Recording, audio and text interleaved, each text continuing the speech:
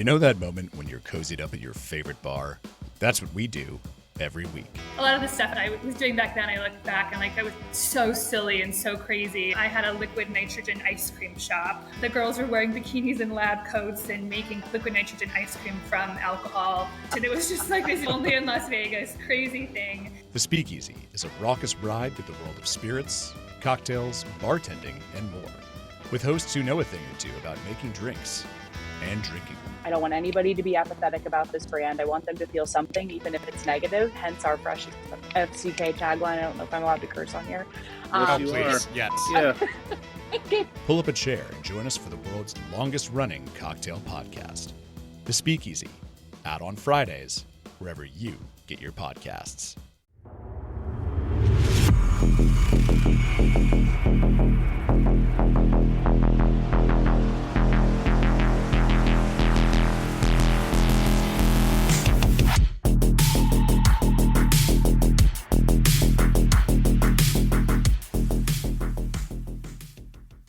Well, here we are. Welcome back. I don't know. I am lost. We're back again. Well, welcome back to Gopher's Workshop. I'm your host, Aaron, and joining me, as always, is my fellow host, Krias. That delayed pause gives me confidence that you know who I am. Thank you. I don't know. It seemed kind of sus. A little sussy. Can you say that in the first 5 seconds? I can totally say sussy. Gross. So anyway, this week I wanted to do, so technically it's a different thing. You already saw it from the title. We're going to talk a little hobby.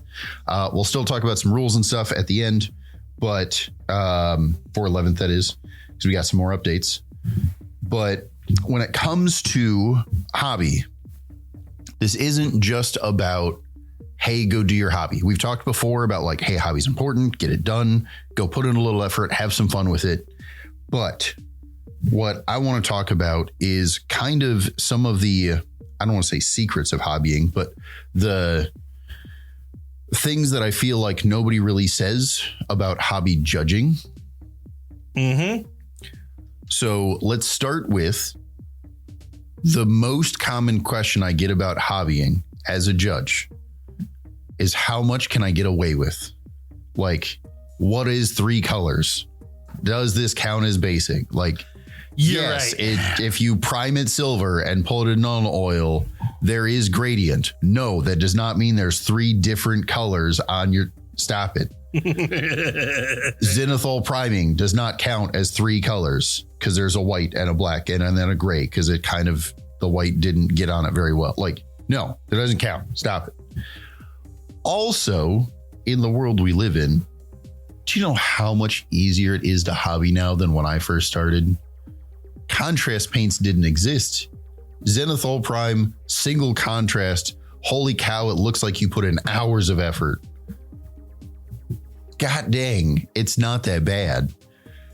Put on your TV show, put on your podcast for what it's worth, and just hobby for an hour. It's not so bad. I'm hobbying literally while we do this podcast.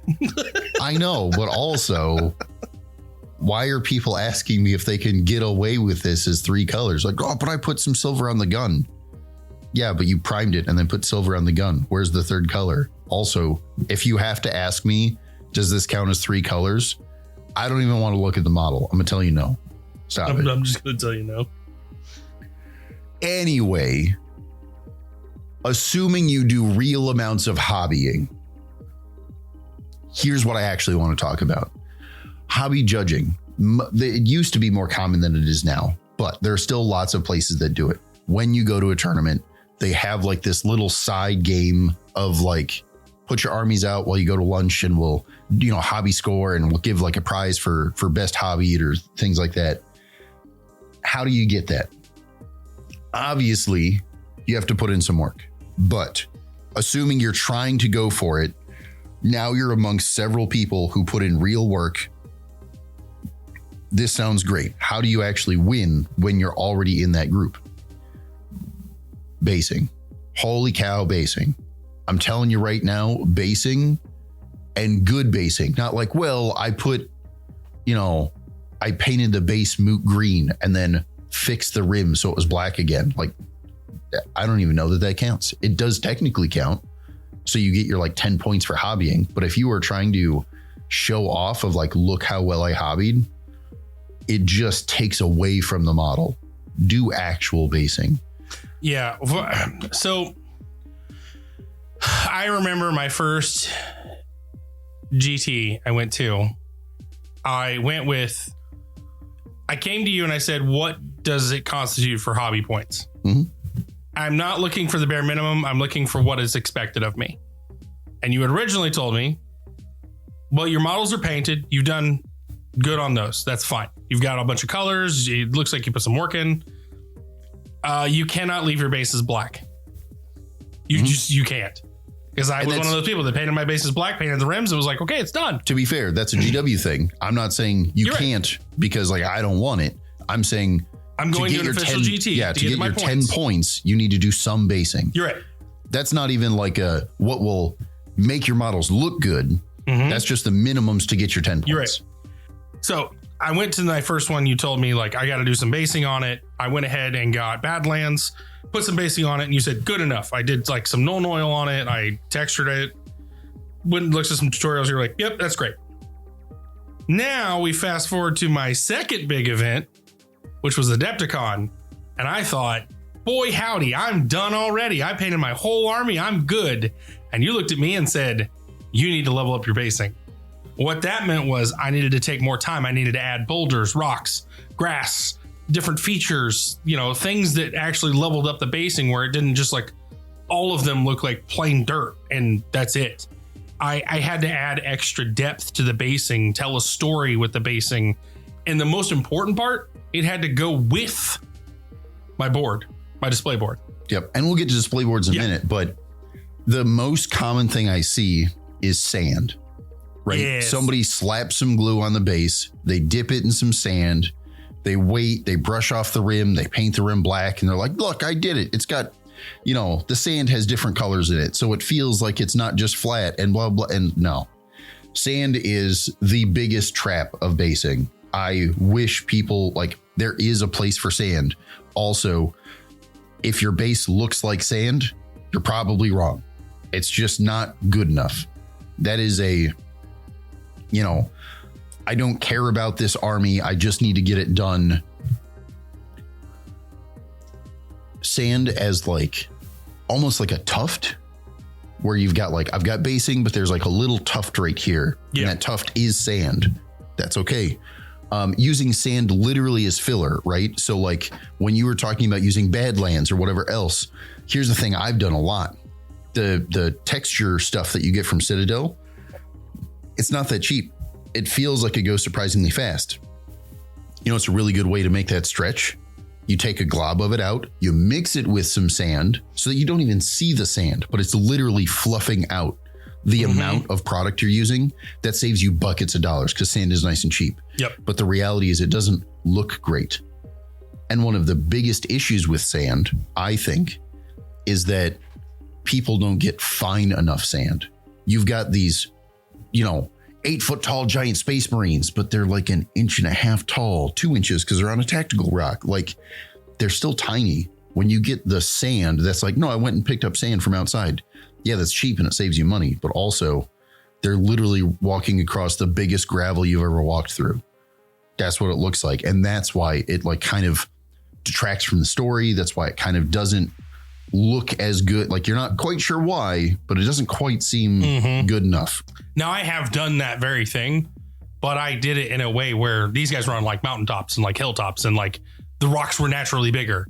Again, we talk about sand's bad. And if you look at my bases, they are very sandy, but also none of it looks like sand though, right? You're right. It looks like planet. It looks like the surface of a planet, like a rotten, desolate planet because I've texturized it. I have different, different washes and dry brushes. Yeah, you've got right there the Death Company, right? Mm-hmm. And those guys specifically, you can tell that there's a little bit of sand in there along with the texture paste you used. Yep. But the fact that it's okay, it's all brown, but then you dry brushed a bunch of white on it and grays. Well, now it looks almost like, a lunarscape kind of, right?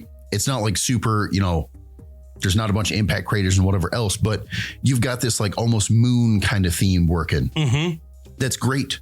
And as much as I can tell that there are little pebbles, I mean sand, that you've, grayed up and whatever else so it doesn't look like sand, it makes sense there, right? Yep. Sand has a place in basing. Absolutely. It's the material isn't necessarily the problem. Yep. It's again, how often people just literally put Elmer's glue on their base. They take the whole model, they stick it in a tub of sand, they shake it around so that the glue grabs the sand, and they pull it out, they tap it off, and they're just like, no, look, I did it. Well, It's and that's exactly how I started with the first couple models. And there's still like my lone op lieutenant, my combat lieutenant, he still has it. But again, I went back, I added some of this Badlands. I went and I kept the big oversized sand, but also like added grass tufts and stuff. And now it's like, well, he's on a mountain, he's on a hill, and there are larger pebbles and rocks there. Like, this is all war-torn wasteland. Like, yeah. Again, I had to go back and fix those things. And again, you're right. You can use the big size pebbles, but you have to make them work. Correct. They cannot be the majority, which is what I originally started with. And it literally looked like my dudes were walking on Rice Krispies. Yeah. And it's, again, it's a common thing because it is cheap. I am telling you right now, like, there are plenty of people out there, whether it's young kids or, whatever else, that are just getting into the hobby, and they're like, it's expensive right now because I don't even have a full army and I need to buy the models. That's where I need to spend my money. Like, I get it. There's nothing wrong with doing that. We have literally all done it at some point. Absolutely. If you're at the point that you're like, I want my army to look good, I want to put it in the painting competition at the tournament, I want to go to Adepticon and do whatever else, and like, sand is not the answer. So moving beyond that, the next most common thing you see is like the cork board. You get cork board, you tear it up, you put a couple of layers that look very kind of flat and steppy because they are, but also you made the edges, jagged. So like, it's not quite a square that you're standing on. And then you paint it up, which looks better than sand, but also, again, the fact that it's like so clearly corkboard. I know you painted it up and it looks better than sand. I'm super glad you're gone to like the second level, but also corkboard is a good tool to use and should be used on occasion. It should not be the whole of your basing. Yeah. There was an artist I was watching on YouTube talking about the corkboard, and they specifically called out only using the corkboard as a method to bring out your centerpieces, like your captains and your lieutenants and your character models, or like the sergeant in your unit. Like, bring out those figureheads, use the cork, put them on higher platforms and plateaus. Everything else you should try to kind of keep lower because you're trying to like distinguish these models. And again, you can use the corkboard on everything if that's the way you want. But again, they still corked, put a bunch of like flowers and tufts and stuff. Then they went and like primed the whole model. So like even like their gamer grass tufts were now gray, and they went back and repainted the tufts. And okay, well, like, I wouldn't do that. You're that's right. Like, that's a little crazy. But again, you can texturize your cork with like, again, Badlands, something like that. Go back, do just a dry break, prime it all, dry brush it, call it a day. And that's where cork has its best purpose, right? Again, just like sand, corkboard's fairly cheap. So now if I get a couple of layers of it, I put it on there first, glue it down, let it dry. Now I come in with my texture paste and I kind of smooth it out so I can't tell that it's corkboard anymore. It looks like this big giant boulder he's on that's got like a slope to it or whatever. You can use the tufts to break up the flat surface so it's not like, look how jagged and round and everything it is. And then the top is just perfectly flat without, like, it's just pure flat. Yeah. Now I can tell it's corkboard. Put some tufts, put some extra like actual rocks on top of the corkboard so that it doesn't have that perfectly flat feature. Now it's harder to tell it's corkboard. And now the corkboard does its job, right? It fills in a bunch. So you're not literally slathering on like 15 layers of the paste, things like that. It's good.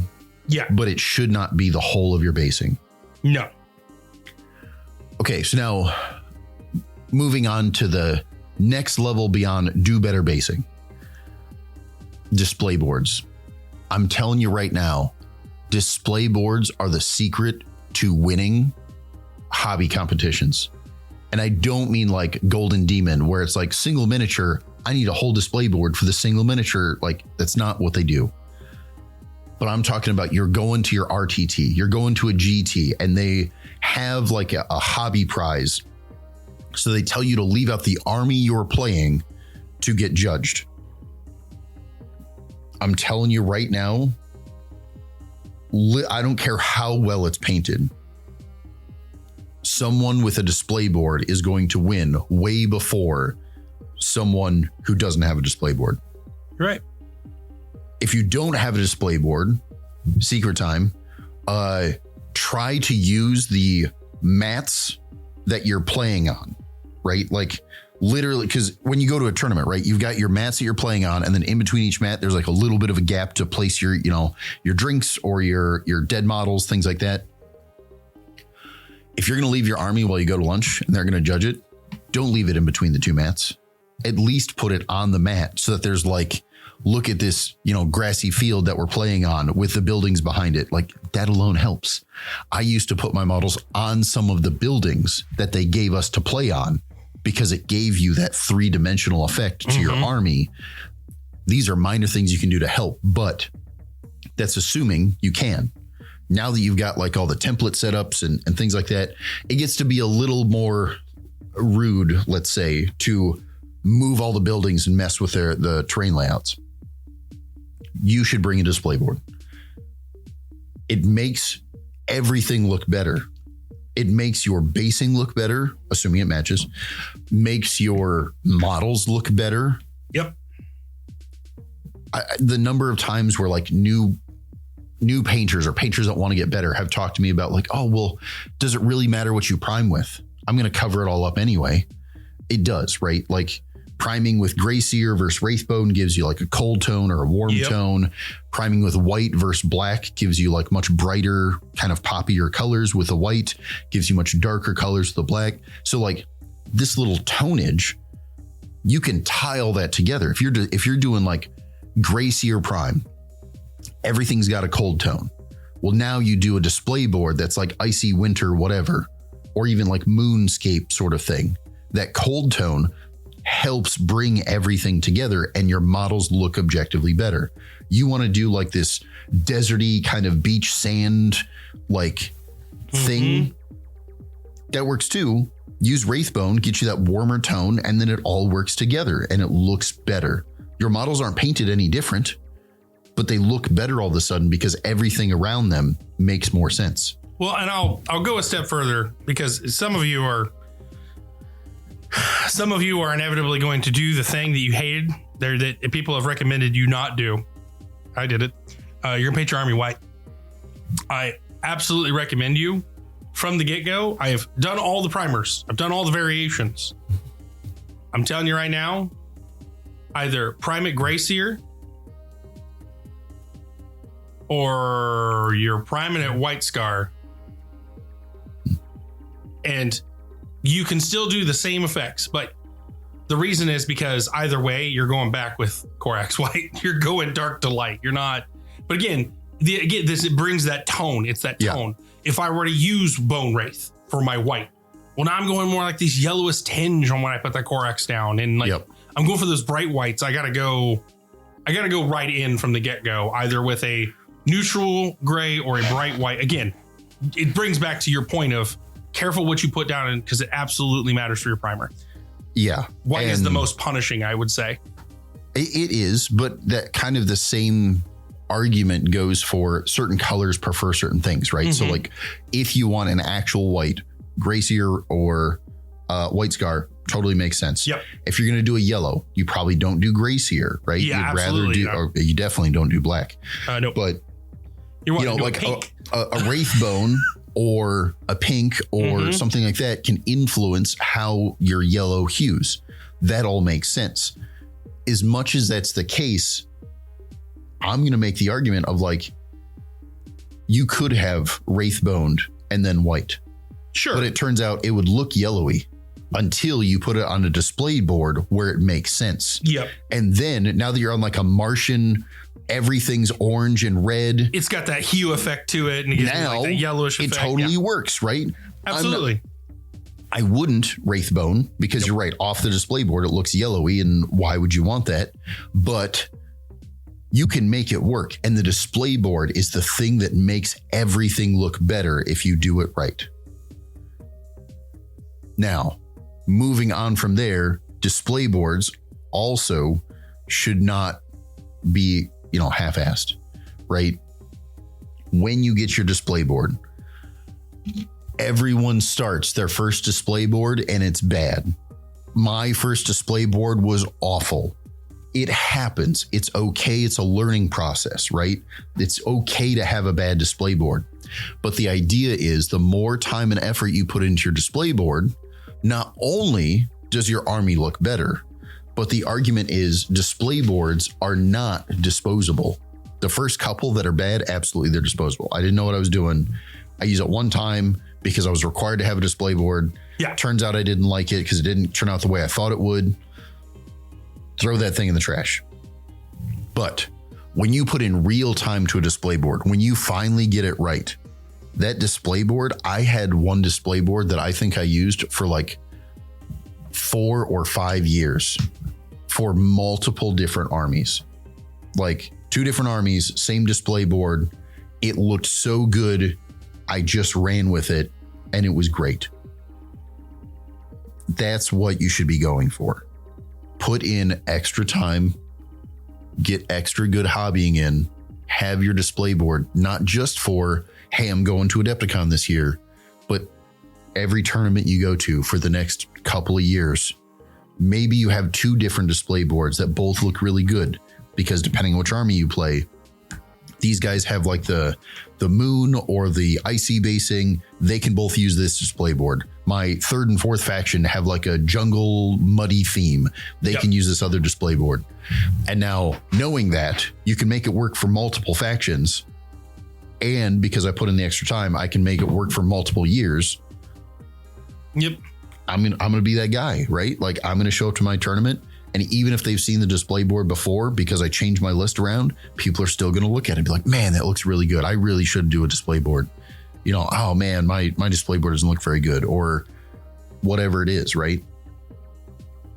The good basing, good display boards, they are going to make your whole army, even with a mediocre paint job, it's going to make your whole army look way better and give you a way better chance to be the guy who wins the hobby thing. Be the guy who, even if you don't win the hobby thing, people are talking about like, oh man, did you see his display board? That was so cool. We had that at a couple tournaments ago. I think it was there a charity event? Yeah. Adam came in and he had this sweet chaosy lava, pillars of stone coming out of the lava display board. Yeah, I think it was sweet. And again, he uses it for like, it doesn't matter whether it's CSM or demons. It's like, no, it's a chaosy theme board, right? So he put in the extra time. He came in, he put his army out, and it's got enough generic platforms that he could just kind of, I don't know what list I'm playing today, but it fits. Don't worry about it. Mm-hmm. Everyone gave him compliments on it. Everyone thought it was awesome. You and I both know he didn't make that display board for our event. No, he made that display board a while ago. This is like the dozenth time he's used that display board. Yeah. Which is fine. That's what it's for. But like I put a lot of time in my first display board. To say your first one is always going to be like, you're not putting a lot of time in. For me, I heard you say that and I'm like, I'm going to prove you wrong. And I put a real amount of time. I put like a week and a half into that display board. Mm-hmm. But it also shows because I had like the elevated, like the corners were like mountain, like hilltops. And like I had like the broken down, like plane wing piece where like a Sanguinor was standing on. And like I had all the tufts of grass and like I did the entire thing in Badlands and did the same color scheme. It looks good. What I realized though was you weren't saying it didn't look good. You were saying it wasn't enough to compete with what is actually going to be going on at some of these events. And I should clarify, first off, that's true. But what I think is true for almost everyone is we all start at different hobby levels, right? So like if I did my first display board, I was very new to hobbying. It was absolutely awful on every front. Yeah. But I also rushed it, which was my laziness and my fault. There are other people who have been hobbying for years and are absolutely amazing painters, and they would certainly, their first display board ever would certainly be better than mine. Absolutely. But I think the unifying fact to display boards is we always have this sweet idea in our mind, right? Because we can never really comes to fruition. We can envision in HD and it looks amazing. And then as we're doing it, we didn't plan right because we've never done it before. We did things in the wrong order. Oh no, I messed this up. Let's just try to fix that real quick. And by the end of it, I don't care how good it looks. I'm not saying it looks bad. I'm saying when you envision it in your mind, this is probably not it, right? That's like an internal thing.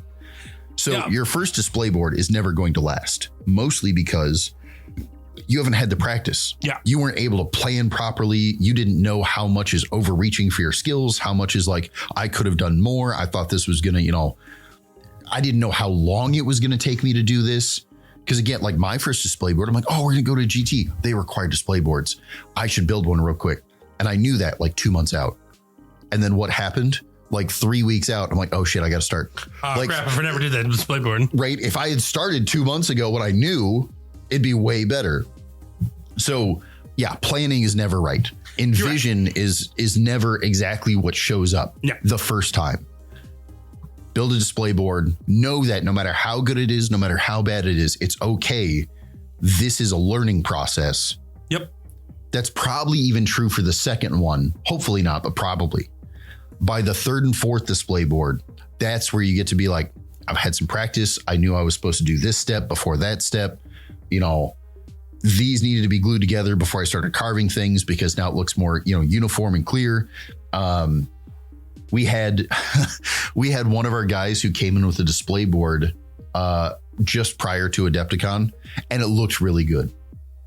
Also, it was very funny because he didn't plan. So it's like, no, your display board looks great. And then he started putting his army on the display board and he's like, yep, this unit only gets to fit up here in this trench because I didn't make the trenches wide enough. Whoops. Like my bases are too big. And he's like, well, there's going to be a bunch of stuff up here. That's where it has to go because it turns out vehicles are big and I put too many rocks. So like, again, it's just a planning thing. It's not that his board didn't look good. It's like, well, we could have planned a little better for that. Right. So that's what I'm saying, right? Your first display board isn't guaranteed to be bad. Your first display board is certainly a step in the process of getting an amazing display board. It's not just going to start there. No. I'm sure there are examples of that not being true, right? I'm sure there's guys who grew up hobbying like model train sets that had full displays, that was like what they did with their dad when they were a kid. Those guys probably have a great display board out of the get-go. But also, that's not the average person, right? Right. The average person is going to build a display board, and it's the first time they've done something like that. It's a learning process. Again, it's the same thing, whether we're learning 11th edition or we're learning how to hobby better. It's all a process. We don't need to be upset that it didn't turn out the way we thought it would. That's okay. It's just a process to get better. Get gooder. Also, I just want to let everyone know I've officially based we're up to 10 models now while during this episode. In 2 different basing styles, mind you. One's desert and like moon drift wasteland tufts, and the other one I'm doing ice. So, but again, it's your point is that basing doesn't take that long. No, that's exactly my point. Absolutely true. Also, to the contrary, it turns out, why basing doesn't take you that long? Because you've already done like 3,000 points at this point, right? Like, try close to 6. Yeah. But yes. It's one of those things that, like, again, you don't have to be like, oh, I could do this real quick, no problem. Yeah. You don't have to also be like, this is going to take me forever. Find your weekly TV show. Yep. Oh man, there's a new episode of such and such out this week. While you're watching it, just pull your models out, right? Mm-hmm. You're already sitting there for the next 40 minutes even if the only, and this is very funny because you get distracted, right? But yeah, I remember painting some of my models, and it used to be that like I just painted during commercials. That's all I did. I watched my show. Oh, commercial? Let me pick this dude up, and I'm going to get his shoulders, and I'm going to get the trim, and I'm going to get his sword. And show's back on. And it's just like, that can be enough, right? You don't have to make this a giant project if hobbying isn't your favorite part about this game. Yeah. Okay. Yes, you should do it, but also it doesn't have to be this big task of like, I have to spend all weekend painting and this is going to suck. And like, nope. Yeah. It's just a little bit. You spend 20 minutes a day. You spend an hour a week. That's it. It doesn't have to be crazy. You just have to spend the time. Yep. And honestly, that's what I've found with most of the times I hobby. Like I'm sitting there at the table. I'm sitting there talking to the missus, and we're at the table, and I'm like, you know what? She's doing stuff with like, she's doing her hobby stuff, and we're just sitting here talking, and I'll pull out a model. I'll do a couple. Well, I knocked out 3 Sanguinary Guard members in the process of like an hour or two while I was sitting there talking with her. Mm-hmm. And I take a little bit more time on my models than most. So yeah, it's going to take me a little longer to fill out some of these, but it's the same thing with basing. We're doing an episode right now, and I'm just like, give me some of your models, Chris, and I'll go ahead and base those too. And I just want to see how many of these models we can get through in an episode. Just basing. Again, it takes 5 seconds. It's not a lot of time. It's not a lot of commitment. But also what I'd say is I started that way. I started with the hobbying during TV time. I started with the hobbying during, I got nothing going on. I'm going to pick up some models. This is also how you're going to progress your skills. Mm-hmm. If you are actively committing, inactively is what I like to call it. I'm actively choosing times and things that I'm going to do anyway that's almost idle. And I'm going to use these times and opportunities to get some hobbying done. What's actually happening is you're using more time than you think, and you're giving yourself more time to get better at the thing. To process. And, so you're giving yourself time. Where a lot of people fall into the trap is it's kind of a memory thing, right? Like if I'm watching a TV show and I'm hobbying, I remember that I was hobbying and I remember the TV show, but also I don't remember that I was spending an hour and a half, hobbying, right? Absolutely. What I feel like happens is as people are starting to go to tournaments, they get this like the panic painting, right? It's like, oh man, we're leaving next weekend. I still have like 3 units I got to paint. And now they set aside like a brick of 4 hours to get all that done. Mm-hmm. And then they don't get it done. And like, I had to find another brick of 2 hours to get the rest of it done. And this cram, like right before a tournament that feels bad. That's what they associate hobbying with, right? It's like, no, I just felt rushed and it didn't turn out the way I wanted to. And I felt like I had to do so much in such a short period of time. And it's like, yeah, that happens to us. I've been the guy in the Adepticon hotel painting the night before the tournament instead of going out because I had 1 unit left to finish. Like I've been there. I'm doing it right now. We're coming up with an 11th and I've got an entire Knights Army to build. I've got our thematic terrain to build. I've got so much to do. I've got half a brick of Sanguinary Guard to finish. And then I'm going to have when 11th edition drops, I'm going to have more. I'm already like, oh my God, I've got so much to do in so little time. I have literally discussed with you. I'm going to do a night a week. I'm just going to do a night a week. Finish it, build it, paint it. Yep. We'll start there. But that's what I'm saying, right? Is like, if you don't force it, it never feels that bad. When you force it, then you get like, oh, hobbying feels like a chore now instead of fun. Yeah. And then that's what you associate with it later on down the road. And that's why I think so many people are like, is this count as 3 colors? Can that be enough? Like, nah, but I'm just going to go grab some sand from outside. Like, I don't want to do basing. Why is that a requirement now? Like, again, hobbying's supposed to be fun. Yes, there's a requirement to hobbying, but also like it's still supposed to be fun. I don't care your skill level. I don't care how good it looks at the end. It should be fun at some point. Yep. Well, with that being said, Chris, I think this is the perfect time to go to mid-break, don't you? Yep. All right, so let's go to our mid-break. And when we come back, we're going to talk about some new 11th edition stuff. Yeah, there's just a little bit, but we'll hit some cool things. Woo-woo!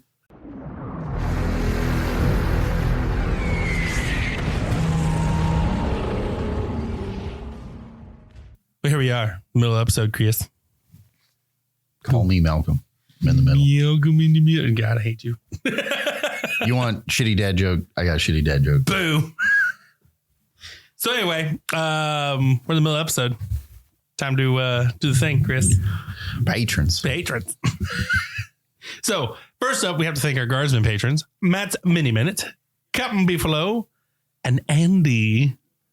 Next up, we have to thank our White Shield Guardsman patrons, Mitch, Nicodemus, Tiberius, and Stephen Grace. And of course, we have to thank our lovely Servo Skull patrons, Des and Renee. So thank you to our patrons, because without you, we wouldn't be able to do this. It's not gonna happen. I'm gonna give up halfway through, and his ADHD kicks in. Yeah, I'm like, nobody likes us. I start to have the self doubts, and but also thank you to our listeners, because wherever you are also helping us support the show by listening and actively subscribing and liking it and sharing with people. Joining me and laughing at Aaron. No, not that one. So thank you to everyone for supporting our show. But on that note, Chris, what do we got for the mid break? So we're just gonna do a little bit of shout out stuff. Obviously, 11th edition is coming up. We still don't have box prices, etc. Mm-hmm. But we are going to do our damnedest to take care of everybody. I'm already telling you right now, it's whatever the MSRP is, we're doing 15% off. So if you want to get those through us, you can shoot me an email now and I'll make sure to take care of you. Whenever we get those numbers, obviously you can just go to the website and purchase it if you'd rather do it that way. You don't have to deal with emails and all that nonsense. Mm-hmm. That's true for all the rest of our nonsense. If there's things you want, I know we talked last time about a bunch of orc stuff, and Blood Angels are probably going to be out of stock forever. But if there's other stuff you need that you don't see on our website, I will still take care of you. Shoot me an email. Tell me what you want. I will order it. I will ship it wherever you need to be shipped.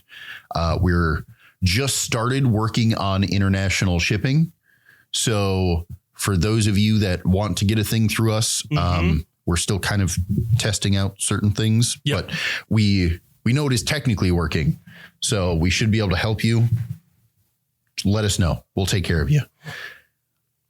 Beyond that, we haven't talked about our Discord in a while. We haven't. If you want, through our website, there's a little button up top, or there's a button at the bottom, a little Discord icon.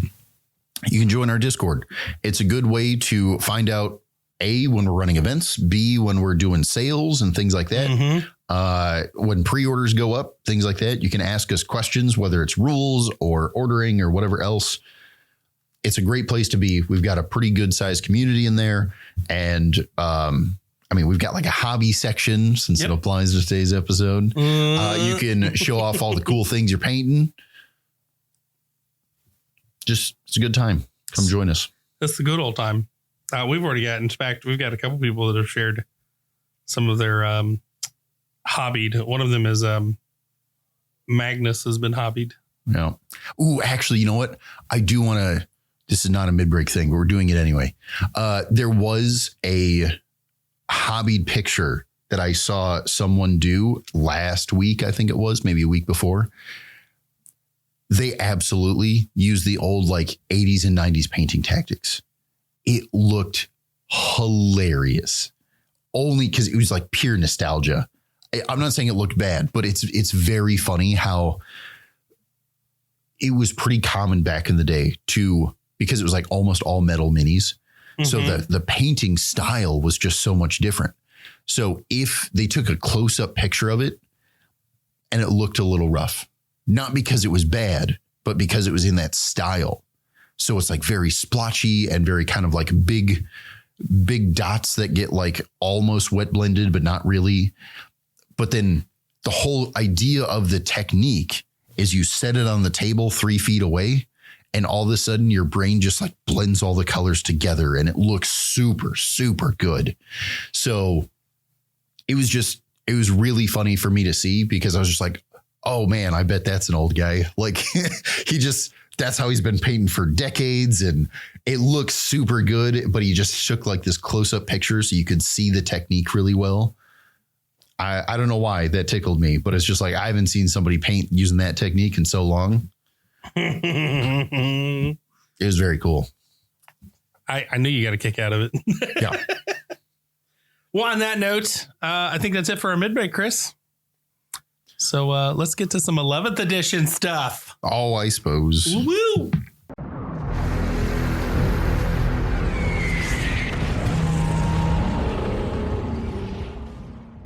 All right, Chris. Here we are. End of episode. I'm here. We're at the end point. Now you gonna give us some 11th edition goodies. Yeah. So for starters, they started doing faction focus stuff.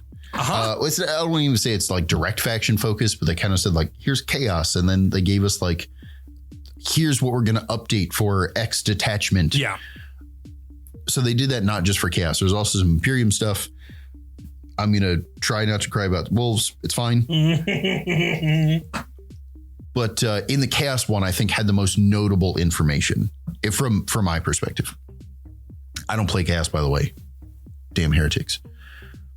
In the chaos section, let's start with the big news. They gave a new detachment to, or maybe it's an updated detachment, I should say, but I think there are new detachments for chaos demons. So everyone was very worried about whether or not that faction was as a whole going to get legends in 11th. I'm not saying it won't, but also it's way, way less likely that that's true. It appears that chaos demons are going to be around for 11th. What happens in 12th, we'll see in half a decade or whatever, but they are likely going to be sticking around, which to many people's, including our fair Aaron, is very exciting, because that means you get to keep playing demons. Oops, all giant demons. Yep. Or in your case, start playing demons. I can start playing demons, yeah. So that to me is actually really big news, because again, that's a whole faction confirmed to exist. That like exists still. We'll wait to see about Deathwatch. Anyway, no, I don't think Deathwatch is going anywhere, but it's still funny. For those of you that don't know, Chaos Demons and Deathwatch in 10th almost might have gotten axed. They kind of tried to and then didn't. And we're not sure if the getting everyone riled up and then bringing them back was the plan, or if they brought them back because everyone was riled up. We'll just let them say that everybody won. People's happy. In that same article, though, I'm not going to go through all the detachments, because again, it's hard to say too much on them, mostly because they're like, it's partial information. It's not the whole detachment. It's just some of the information. Almost everything they're coming out with seems like it's all 1 point detachments, which is good and interesting. But again, we don't know that for sure. We're just kind of guessing. One of the things they did give us, though, was the new heavy rule. This has a couple of minor changes that seems reasonably significant. For starters, tanks are getting slightly nerfed. The way it works is heavy now says it doesn't work while you're engaged. So for big guns never tire, it used to be, well, you charge me, I'm just going to stay engaged because I get to shoot anyway. Oh, it's at a -1. Yeah, whatever. I've got heavy +1, -1. I'm still shooting on full ballistic skill. Feels good. Now tanks that are engaged are actually getting the -1. It is relevant. They are not getting away with, scot-free for being engaged. You get punished. Yeah. Now there is a buff. The third point that they had in there was that you get heavy so long as you've moved less than, or 3 inches or less than 3 inches, something like that. I got to double check. But being able to shuffle ever so slightly and still get to shoot instead of being required to remain stationary I think has a surprisingly big buff to shooting units. And that might even include vehicles. Because, like, for example, I'm behind a building. I want to shoot. I want to get my heavy. Well, I'm just going to pivot. Now that I'm sticking my nose out from behind the template, I get to shoot. Previously, pivoting meant that you were not remaining stationary, which means you do not get heavy. Mm-hmm. Now I can pivot, see around the corner. Now I get to shoot and still get my heavy. That's a pretty good deal. Also, being able to move just a couple of inches might be a really good way to, like, I'm standing on the objective. It's my opponent's turn. He shoots me off the objective and I kill dudes off the objective because I don't want to get charged. Well, now I can shuffle a couple of models just a couple of inches to get some OC back on the objective and then still get my heavy because I've barely moved and I'm trying to defend my unit and my objective. Again, it seems relatively minor, but I think it's going to have a pretty big impact, especially considering heavy is actually on a lot of things. We don't know how many of those are going to keep heavy. You're right. Presumably most of them, but it's a pretty significant change, I think, when it comes to the actual tabletop. So is that about like the only thing we've seen? Really? No, they also gave us some clarification on I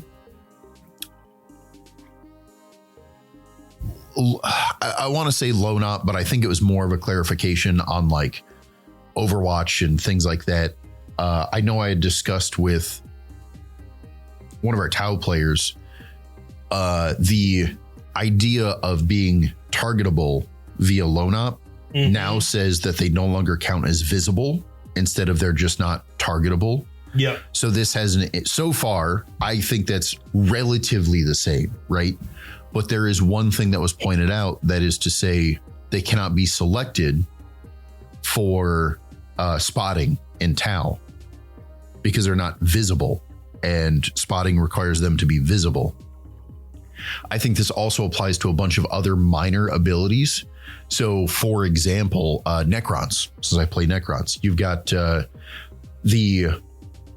Plasmancer who gives people the finger. He can throw half a grenade at someone within 18 inches. Has to be visible.